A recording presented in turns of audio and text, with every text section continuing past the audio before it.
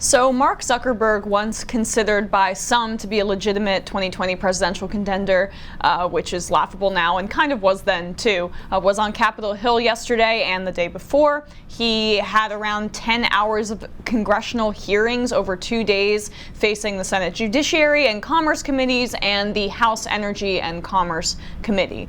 For those of you who don't know, Zuckerberg was called in for questioning in open hearings, not under oath, but after Facebook opened up the private data of 87 million users without their consent to Cambridge Analytica, a political consulting firm that was funded by Robert Mercer, his daughter Rebecca Mercer, and run partly by Steve Bannon, working on behalf of Ted Cruz and then, of course, Donald Trump.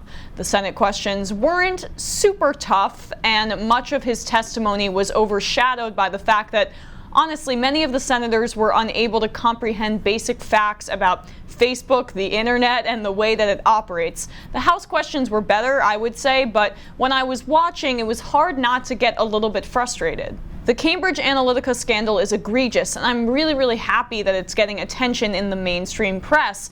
Issues of privacy almost never do, but when it tangentially has to do with Russia, and when it involves Zuckerberg and Facebook, two behemoths in American life, then they pay attention. That's when they decide to pay attention. When it comes to Edward Snowden, it was more about smearing him as a traitor than it was talking about the substance of what he revealed in his whistleblowing. Also, it had to do with the government, which they like to protect. And speaking of Edward Snowden, that brings me to my next point.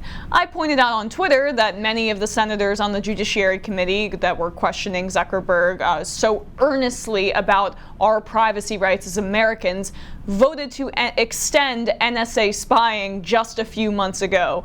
And I got a retweet from Edward Snowden, so that's the brag that I wanted to just shoehorn into this video. But it is true. These senators are indignant about Facebook, a private company violating user rights. But the government does it on a daily basis. And these senators on the Judiciary Committee, who acted all angry at Zuckerberg for violating Americans' privacy rights, just voted to continue to violate Americans' privacy rights via NSA surveillance. Chuck Grassley, Republican of Iowa, Dianne Feinstein, Democrat of California, Orrin Hatch of Utah, Sheldon Whitehouse, who's a Democrat of Rhode Island, Lindsey Graham, John Cornyn, Ted Cruz, Ben Sasse, Jeff Flake, Thom Tillis, John Kennedy, all Republicans, and alleged presidential hopeful Amy Klobuchar, a Democrat of Minnesota, all voted to extend NSA spying. Here's a refresher on what those senators voted for and why it was so disingenuous for them to be questioning Zuckerberg with that kind of fervor about privacy. This article is from January. A critical mass of Senate Democrats voted with Republicans on Tuesday to shut down any further debate on a bill that strengthens the government's spying powers. The bill would renew a key surveillance authority for the National Security Agency until 2023 and consolidate the FBI's power to search Americans' digital communications without a warrant. The bill reauthorizes Section 702 of the Foreign Intelligence Surveillance Act. The decade-old law allows the NSA to sweep up communications between Americans and foreign targets without a warrant. The result is that the NSA collects massive amounts of Americans' communications, including wholly domestic ones, under the pretext that it is targeting foreigners. So let's recap.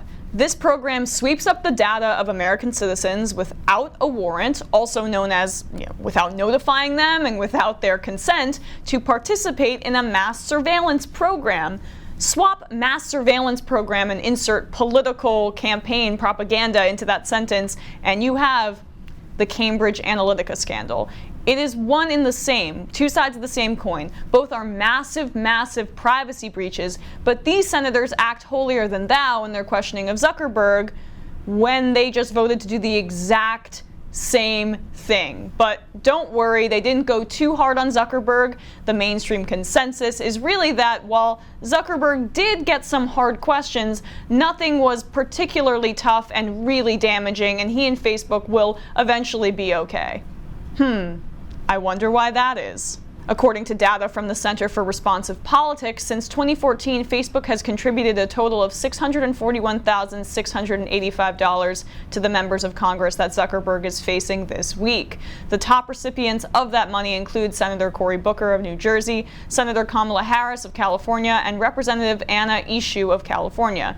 Senator Orrin Hatch did make a somewhat bizarre pro-Facebook comment saying, "Some have professed themselves shocked that companies like Google and Facebook share user data with advertisers. Did any of these individuals stop to ask themselves why Google and Facebook don't charge for access? Nothing in life is free." Hatch has taken $15.2 thousand from Facebook since 2014, the sixth largest amount on the combined committees. And to be fair, Booker and Harris did not vote to extend NSA spying, so credit to them there, and their questioning of Zuckerberg was a bit harsher, in my opinion, than some of the others on the Judiciary Committee. Perhaps that's because they actually understand how Facebook works.